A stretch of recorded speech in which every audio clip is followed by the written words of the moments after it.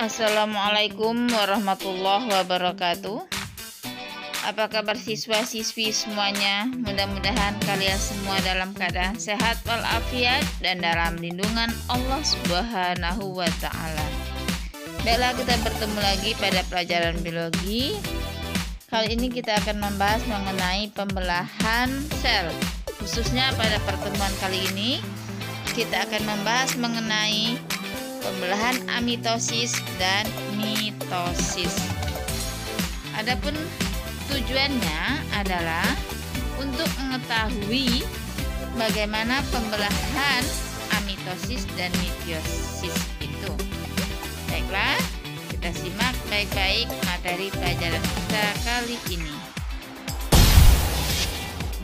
Pembelahan sel adalah suatu proses yang membagi satu sel induk menjadi dua atau lebih sel anak dengan cara membelah diri, baik pada organisme uniseluler maupun multiseluler.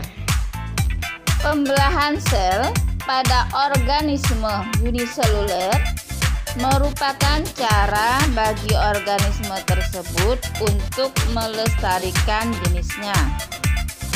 Nah, untuk organisme multiseluler menyebabkan pertumbuhan dan perkembangan organisme. Pembelahan sel pada organisme multiseluler juga menghasilkan sel-sel gamet yang bermanfaat untuk perkembangbiakan secara generatif. Pembelahan sel terjadi melalui tahap-tahap tertentu.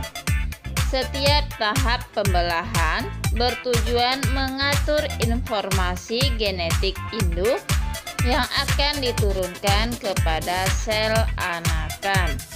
Nah, berdasarkan ada atau tidaknya tahap-tahap pembelahan, pembelahan sel dibagi menjadi 3, yaitu amitosis, mitosis, dan meiosis.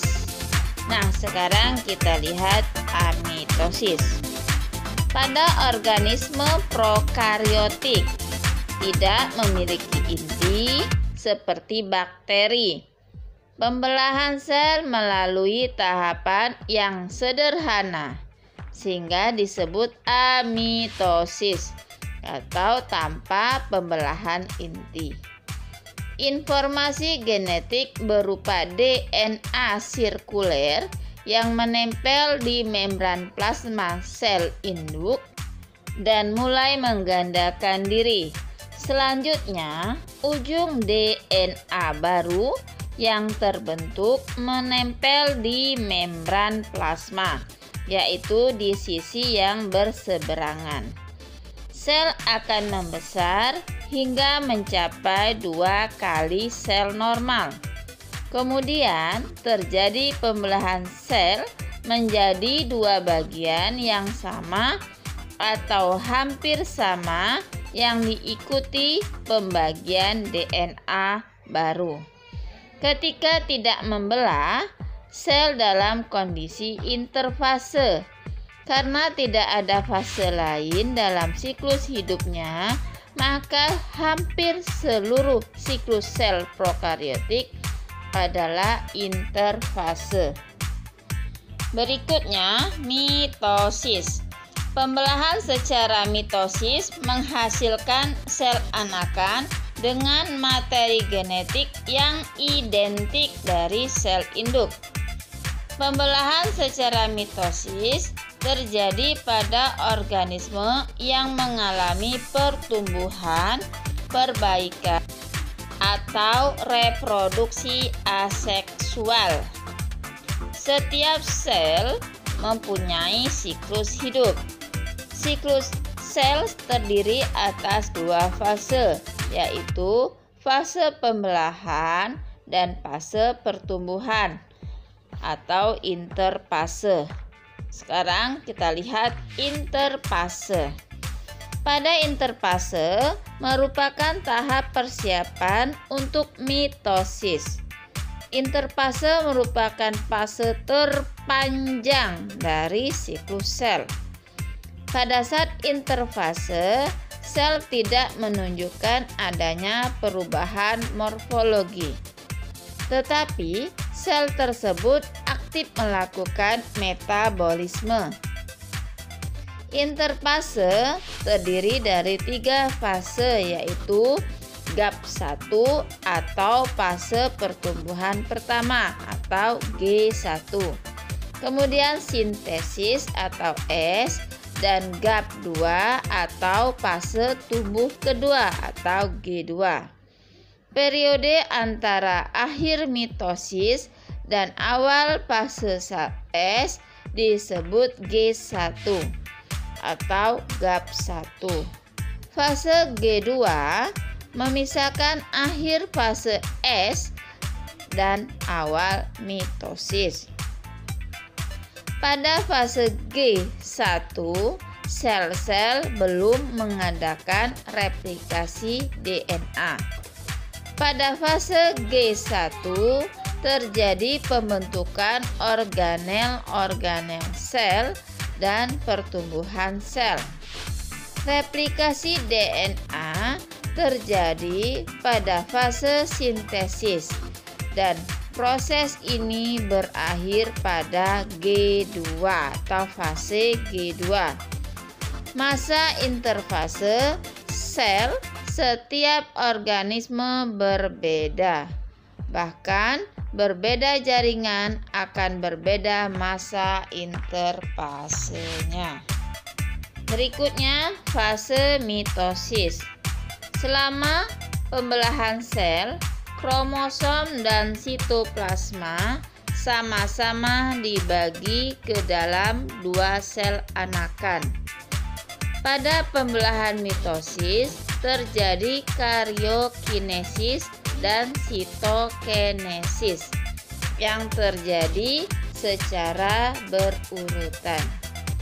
Karyokinesis adalah pembelahan inti menjadi 2 dan sitokinesis adalah pembelahan sitoplasma sel. Tahap-tahap mitosis ada 4, yaitu profase, metafase, anafase, dan telofase. Tahap yang pertama, profase. Perhatikan ya. Benang-benang kromatid memendek dan menebal membentuk kromatid. Kemudian kromatid berpasangan membentuk kromosom. Dilanjutkan, membran nukleus dan nukleolus menghilang. Pada sel hewan, sentriol mengalami pembelahan. Sentriol tersebut memisah menuju kutub yang berlawanan. Dan terakhir pada profase, benang spindel mulai mengatur diri sedemikian rupa sehingga menyerupai bentuk pancaran atau aster. Nah, tahap berikutnya adalah metafase. Tahap ini yaitu terbentuk benang spindel kromosom terlihat semakin jelas. Kromosom berada di daerah ekuator sel. Setiap kromosom masih terdiri atas 2 kromatid yang terkait pada sentromernya. Pada setiap sentromer ada 2 kinetokor yang masing-masing dikaitkan dengan benang spindel.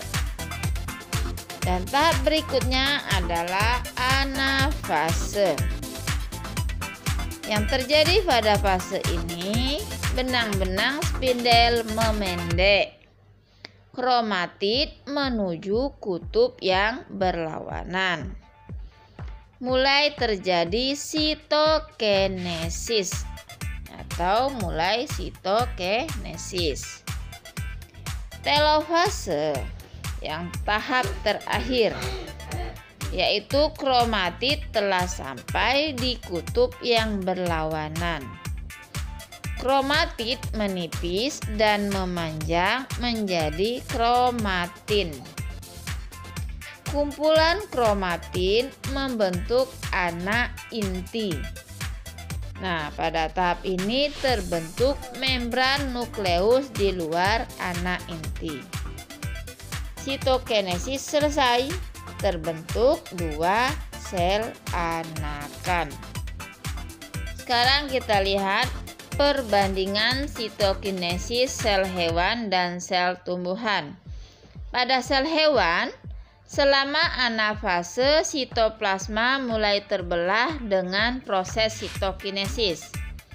Nah, sitokinesis ini dimulai dengan penggelentingan pada bagian tengah membran sel antara 2 kutub. Penggelentingan membran ke dalam merupakan hasil dari tarikan mikrofilamen. Selanjutnya, sitoplasma terbagi menjadi 2 bagian dan terbentuk sekat sel yang baru. Sekat tersebut memisahkan inti sel sehingga terbentuk 2 sel anakan. Nah, sedangkan pada sel tumbuhan, vesikel dari aparatus Golgi bergabung bersama di tengah sel sehingga terbentuk bidang pembelahan. Hal ini dimulai pada telofase. Bidang pembelahan berkembang menjadi dinding sel baru dan membelah sel induk menjadi 2 sel anakan. Sel anakan pada pembelahan sel hewan dan sel tumbuhan sama-sama menghasilkan 2 sel anakan berukuran seimbang dengan salinan kromosom yang identik dengan sel induk serta menerima sekitar setengah sitoplasma dari organel sel induk. Demikian pembahasan kita kali ini. Mudah-mudahan kalian semua paham apa yang telah Ibu jelaskan. Nah, untuk mengetahui apakah kalian paham, seperti biasa akan Ibu berikan soal. Yang pertama, apakah yang dimaksud dengan amitosis? Yang kedua, apakah yang dimaksud dengan interfase? Dan jelaskan mengenai fase G1 pada interfase. Kemudian yang ketiga, tuliskan ciri-ciri metafase dan gambarkan. Selanjutnya, apa perbedaan antara sitokinesis sel hewan dan sel tumbuhan? Oke, Ibu akhiri. Wassalamualaikum warahmatullahi wabarakatuh.